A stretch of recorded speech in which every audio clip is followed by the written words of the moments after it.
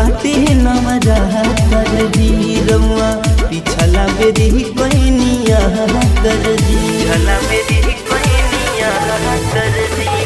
जी लागी गइल बा नवरात्र जी रउआ पिछला बेरी कोइनिया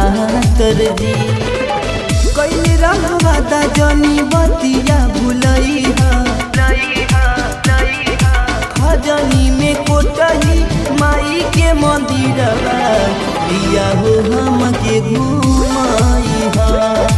खजनी में कोटही माई के मंदिरवा पिया हो दर्शन करई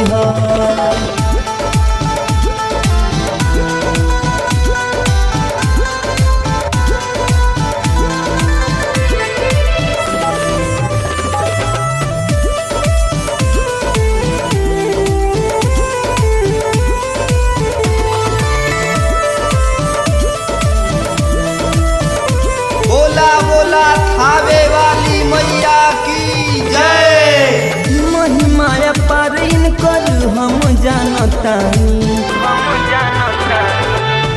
महिमा पर इनकर हम जानतानी मनवा के श्रद्धा पूरई है भवानी धूप अगरबत्ती लाले चुनरी ले आई खजनी में कोटही माई के मंदिरवा पिया हो हम के देखई खजनी में कोटही माई के मंदिरवा पिया हो हम के घुमाई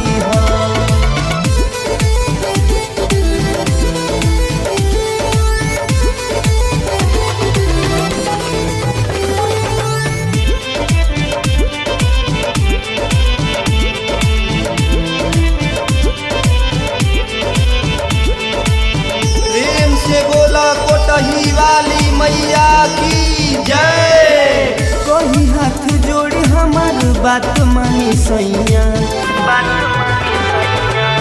कही हाथ जोड़ी हमार बात मानी सैया गोदिया फुलाई कृपा करी है जे मैया अमर लाल यादव जी से भजन गवाई है खजनी में कोटही माई के मंदिरवा पिया हो दर्शन करई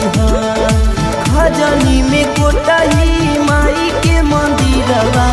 पिया हो हम के घुमाई भोजपुरिया रिकॉर्डिंग स्टूडियो मालहन पार रोड।